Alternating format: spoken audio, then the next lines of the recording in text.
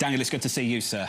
Thank you for inviting me. It's great to be here. Do you feel happy? Do you feel lighter now you know you're stepping down and retiring? I do a bit. I've been in the company for more than 40 years. I add my contribution to the success of the company. The company is in an amazing place at the moment, and it's the right time to embrace the next generation, to work with Jamie and prepare the company for the future and his succession. So I feel good about the opportunities this company gave me, my contribution, and looking forward to a better balanced life going forward. You are living the life that we all aspire to. Why now? And what do you expect the next 12 to 18 months to look like? So it's very simple. This is being planned for a long period of time. And now is the time for me to transition in a very, very smooth way. This transition will go over a couple of years. My job will be to help the management team to continue advising Jamie and the board in issues that are strategic and important for JPMorgan and for the future of the company. So it is the right time. It is the right group that I helped Jamie to build up to. So I think that I feel good about where the company is and where I am now. You've been at JPMorgan and its affiliate banks for 4 decades. Yes. It's a long time. You've been to a lot of Davoses. You've seen a lot of different cycles of enthusiasm. How enthusiastic is the optimism around the deal making and some of the mergers and acquisitions that could come down the pike? I think that is quite enthusiastic. 24 was a very good year too. So you think about M&A, the historical average of volumes around $4 trillion a year. In 2023, it was around 3.2. Last year, 3.5. We think that this year could get to around 4 trillion, which is historical average. And most important, we hope that the timing, particularly in the U.S., to approve transactions is not as long. It moved from 6 months in the past to around 18 months. Hopefully, we could go back. It's not just to announce new deals, also to close new deals. And the environment is set for that. Well, let's talk about the environment. Is it just the regulatory shift that we need, or do you find that 4%, 5% interest rates have held people back as well? I think that if you think about the U.S. economy, has grown very well in 24, over 3%. It's likely to grow over 2% this year. So the environment is good. I think that even that is an economy that you don't see imbalances that tell you that it's an economy that is about to go into recession. This cycle could continue for a period of time. There is plenty of monetization that needs to be done in the sponsor space. There is essentially the valuations in the U.S. that are much higher than any other places. It's also incentivizing merging into U.S. companies. So I think that it will be a good environment. We spoke to one banker yesterday who suggested that maybe these U.S. companies could go on a bit of a shopping spree in places like Europe where valuations were depressed. Are you engaged in any active conversations right now in companies looking to do those kind of things? So we are always engaged with clients all over the world, and there is a lot of optimism everywhere about what the U.S. could do. So therefore, yes, there is dialogue everywhere. So everyone sounds very optimistic, and then you go to some of these soirees in the evening, and people say there's a lot of enthusiasm. What actually will get done, we're less clear on, just simply because there is that question mark, to John's point, about benchmark rates, about the fact that the economy isn't slowing down so much. So why would they go any lower? And what happens if they go higher still because of debt and deficit?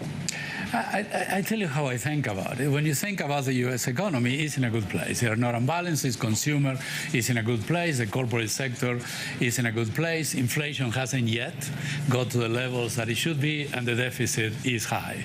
And then you have policies coming from immigration policies, tariffs, fiscal policies, and others. So at the end, this government is about growth. So therefore, I hope they will balance the implementation of those policies in a way that it doesn't either overheat the economy or triggers a recession. So I think that the hope is because of that, because the economy is in a good place, and certain things like rational regulation, I don't like to talk about deregulation, rational regulation in our sector, in any other sector, could be good for growth. But if things go too far, then the Fed may have to hike rates and deal with inflation. Hopefully it doesn't happen. I guess that what I'm getting at, some people are asking, what could potentially derail this optimism? Is there anything that you could see derailing this optimism this year at a time when people are basically counting on this sort of rational regulation or some of the other pro-growth measures? To an extent is what I said, like inflation could be. That economy goes a bit too fast and doesn't allow inflation to come down. The geopolitical space is still in a challenging place, though there is some signs of potential improvement there. And at the end is like any other policy. You can do the right amount, you can do too much or too little. Hopefully the right amount is done in a way that doesn't derail an economy that is not ready for a recession. It's an economy that is ready to continue to grow at a decent pace. Daniel, a lot's changed in your banking career, a tremendous amount, and now a bunch of alternative asset managers are looking for the activity that traditionally was on a bank balance sheet.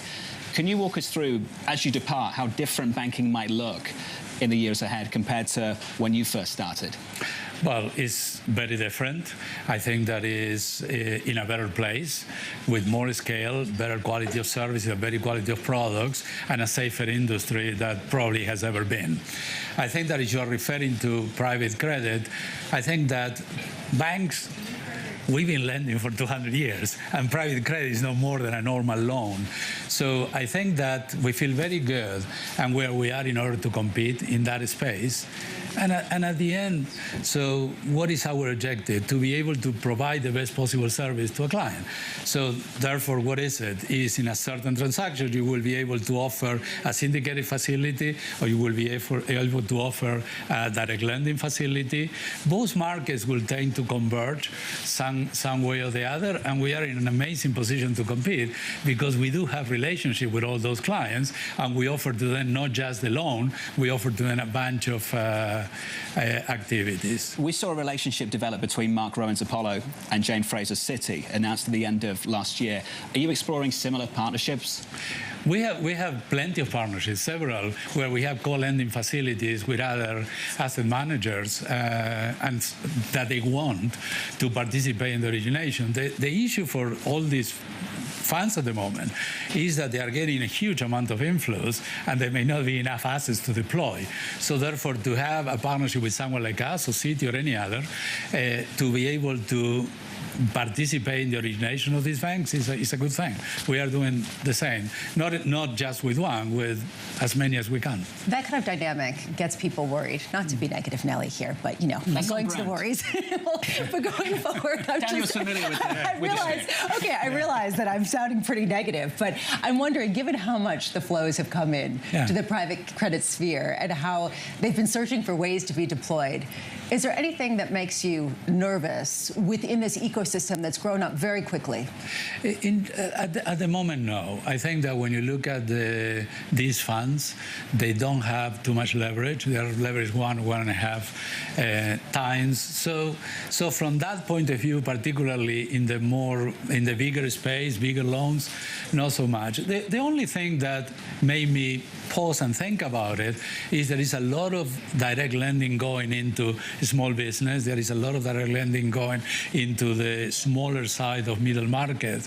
And this industry in the current form hasn't been tested through a downturn cycle, because when COVID happened, it was all subsidized by the different governments.